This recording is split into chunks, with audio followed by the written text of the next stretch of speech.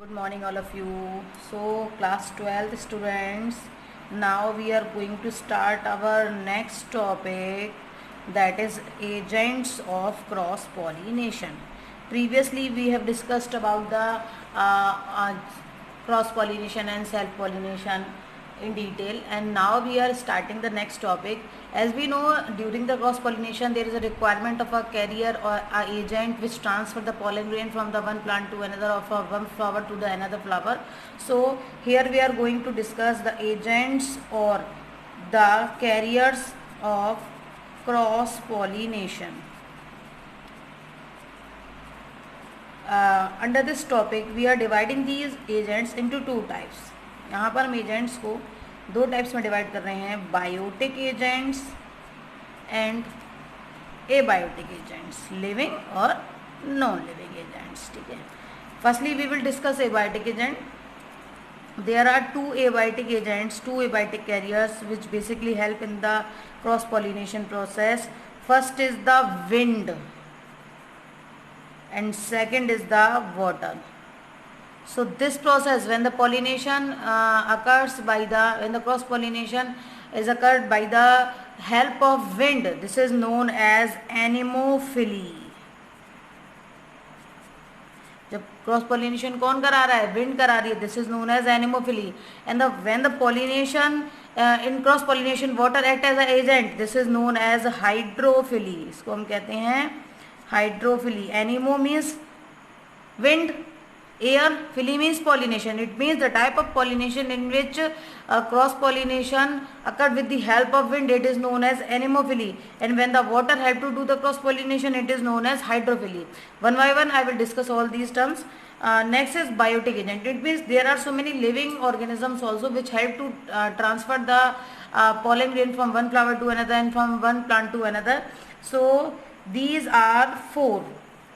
The first and most important is insect. बहुत ज़्यादा सुना होगा हमने, कीमो ट्रॉपिज्म भी पढ़ा था 10th स्टैंडर्ड में, जहाँ पर इंसेक्ट जो है अट्रैक्ट होता है केमिकल्स के थ्रू और पोलन ग्रेन को लेकर आता है. जैसे पोलन ग्रेन ग्रोथ करता है, पोलन ट्यूब बनाता है टुवार्ड्स द ओवरी. तो वो सारी चीज़ें भी हम यहाँ पढ़ने वाले हैं. Insect, when insect act as a carrier, as a agent for the cross pollination, this process is known as entomophily. इसको क्या कहते हैं हम? entomophily. Second is bird. Bird also help to do the cross pollination. Birds भी agents की तरह काम करती है cross pollination में. This is known as ornithophily. पढ़ा हो आपने term ornithology. The study of birds is known as ornithology. Here from there this word come. Ornithophily means the pollination which occur with the help of birds. It is known as ornithophily. The next one is if the agent is bat. अगर agent आपका bat है जो pollination कराने में help कर रहा है, it is known as chiropterophily.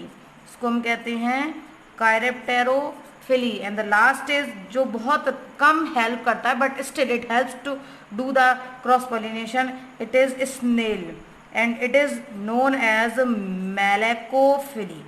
So these are the biotic and abiotic agents which helps to do the cross pollination, which act as an agent to do the cross pollination.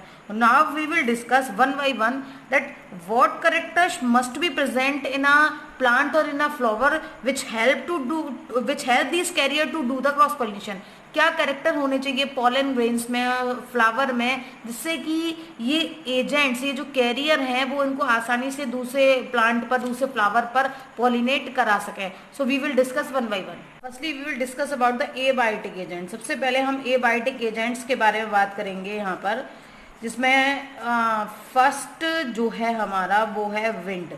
It means if the pollination occurs by the wind. अगर wind के through pollination हो रहा है, wind career है, agent है, तो pollen grains में क्या कैरेक्टर होना चाहिए? One by one I am explaining.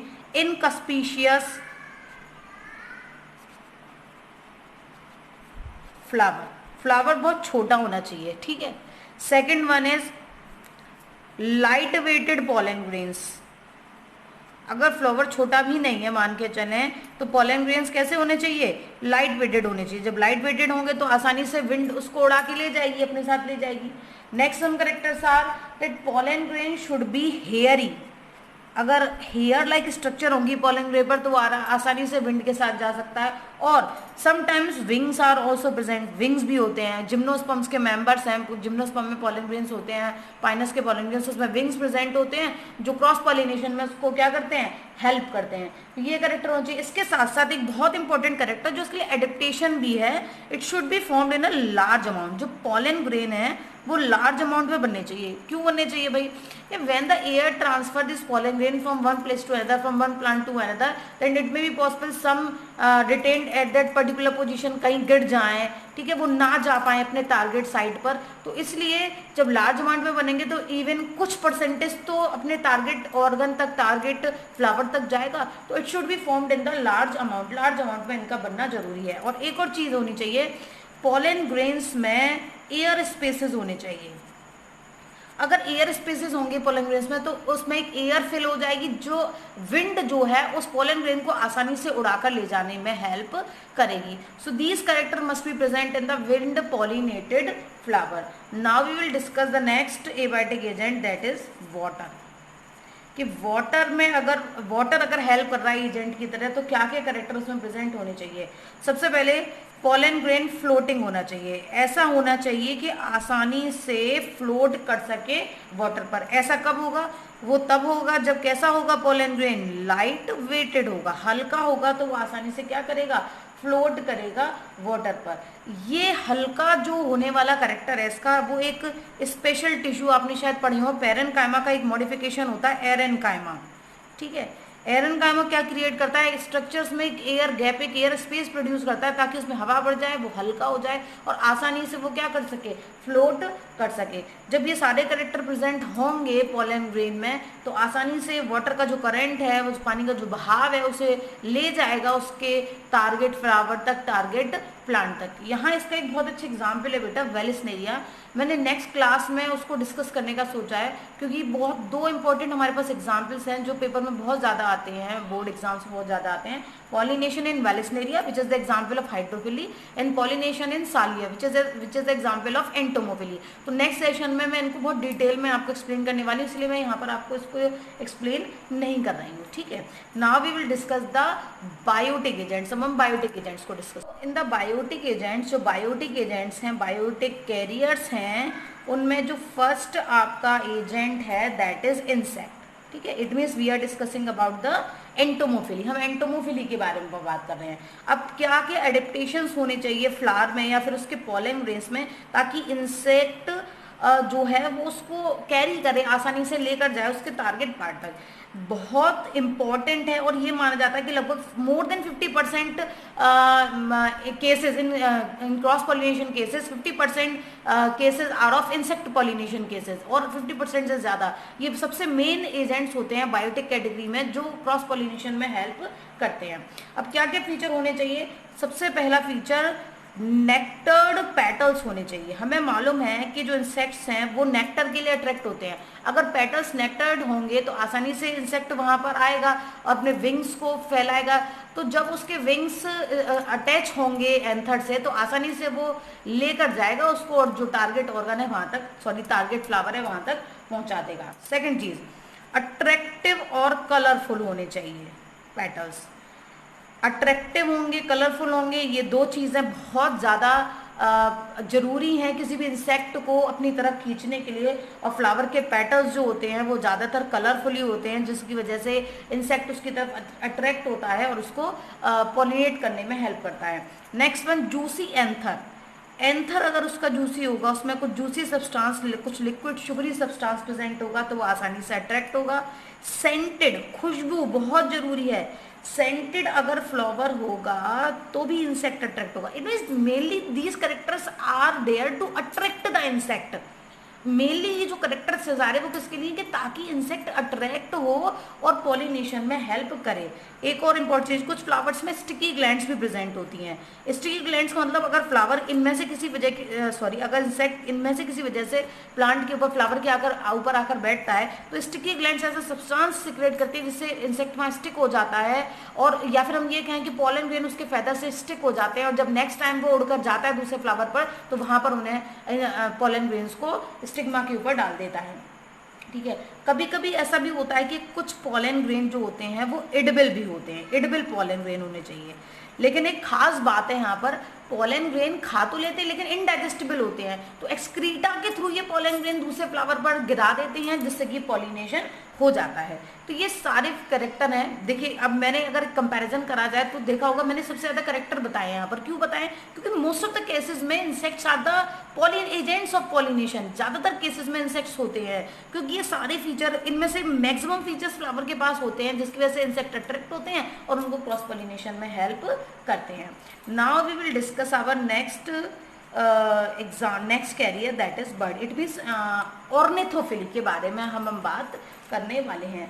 Ornithophily के बारे में बात अगर हम करें तो सबसे इम्पोर्टेंट जो चीज़ है उसके जो एंड्रोइशियम और जो गाइनोइशियम है उस फ्लावर के, जिसको जो बर्ड के थ्रू पॉलिनेटेड होता है, उसका एंड्रोइशियम और गाइनोइशियम कोरोला से, मतलब जो एक स्ट्रक्चर कोरोला के अंदर जो बंद है एंडोशियम का है वो थोड़ा सा प्रोट्यूडेड होना चाहिए, थोड़ा सा बाहर की तरफ निकले होने चाहिए ताकि बर्ड आसानी से अपनी बीक के थ्रू पॉलन ग्रेन्स को ले जाए। थोड़ा बाहर होंगे कोरोला से तो आसानी से पॉलिनेशन करने में उनको हेल्प रहेगी। ठीक, इसके अलावा जो मेन फीचर होना चाहिए, जो पेटल्स हैं या जो कोरोला हैं वो नेक्टर्ड होने चाहिए, क्योंकि बर्ड्स भी नेक्टर को सक करने के लिए आती हैं। एक्चुअली फ्लावर उसे इनवाइट करता है कि भाई तू मेरा नेक्टर सक कर, है, इसके बदले में क्या होगा, उसका पॉलिनेशन होगा, हेल्प हो रही है। अब यहाँ पर एक बहुत इंपॉर्टेंट टर्म निकल के आता है, लास्ट यूनिट में हम इसको पढ़ेंगे, आप लोगों ने शायद पहले ये टर्म पढ़ा हो, दैट इज सिम्बायोटिक रिलेशनशिप।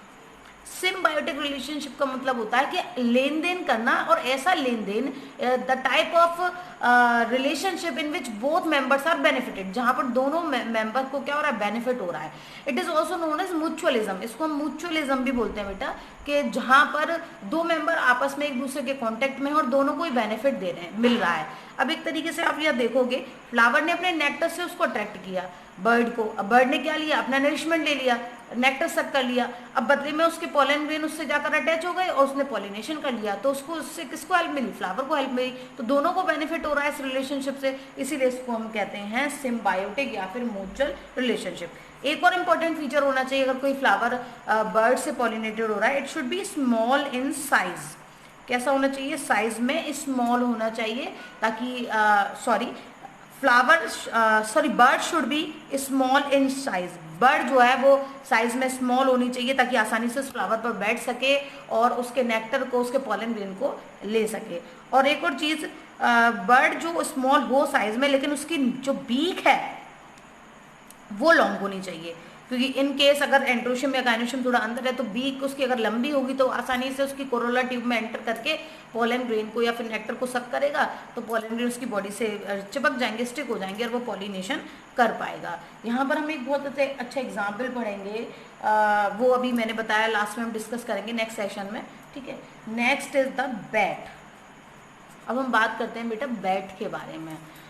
अब बैट के अगर बारे में बात कर रहे हैं तो एक चीज़ हमारे दिमाग में आती है कि बैट तो केवल रात में उसको दिखाई देता है। हाँ, तो रात में दिखाई देता है, तो एक एडेप्टेबल फीचर भी ऐसा होना चाहिए कि flower should be night blooming. Flower कैसा होना चाहिए, जो रात में खिले, रात में खिलेगा तभी तो बैट को दिखाई देगा, तभी तो पॉलिनेशन करने में हेल्प करेगी। इसका बहुत अच्छा एग्जाम्पल है कदम्बा। कदम का जो पेड़ होता है वहाँ पर बैट ही पॉलिनेशन करती है, रात में उसके फ्लावर्स की ओपनिंग होती है, ब्लूमिंग होती है, तो बैट उसके ऊपर नेक्टर सक करने के लिए जाती है और बदले में उसके लिए क्या कर देती है, पॉलिनेशन कर देती है।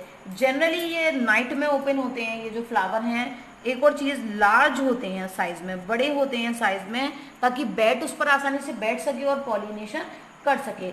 और कैसे होने चाहिए, नेक्टर्ड होने चाहिए, नेक्टर होना चाहिए। मेनली जो बर्ड, इंसेक्ट और बैट हैं वो अट्रैक्ट होते हैं नेक्टर की वजह से। एक कोई ना कोई, जब भी हम बदले, ऐसे ही फ्री में तो कोई काम नहीं करता, हमें भी मालूम है ये बात, तो बदले में क्या ले रहे हैं, नेक्टर ले रहे हैं और उसका क्या कर देते हैं, पॉलिनेशन कर देते हैं। तो ये सारी बायोटिक एजेंट्स हैं जो हेल्प करते हैं। और लास्ट में एक बहुत छोटा सा एजेंट और है हमारे पास में, स्नेल, जो वाटर में प्रेजेंट होता है ना। पाइला सबने नाम सुना होगा, उसके अंदर एक वॉर्म लाइक बॉडी वाला ऑर्गेनिज्म होता है, स्नेल, वो हेल्प करता है। हालांकि ये बहुत रेयर केसेस में ही करता है क्योंकि वाटर में मिलते हैं ये ऑर्गेनिजम्स, तो वाटर ही ज़्यादा हेल्प करता है पॉलिनेशन के एजेंट की फॉर्म में। तो स्नेल में बेसिकली उसकी बॉडी स्टिकी होती है, तो उसकी बॉडी से पोलन ग्रेन स्टिक हो जाते हैं और आसानी से दूसरे एजेंट तक, सॉरी दूसरे फ्लावर तक ट्रांसफर हो जाते हैं। सो these character must be present in these flowers, in these pollen grains, by which these agent can help them to transfer from one flower to another. Okay, in my next session I will discuss about the pollination in salvia and pollination in Vallisneria. These are very two important questions which basically come in the board exams, so I want to discuss them separately in my next session. Till then, goodbye, have a beautiful day.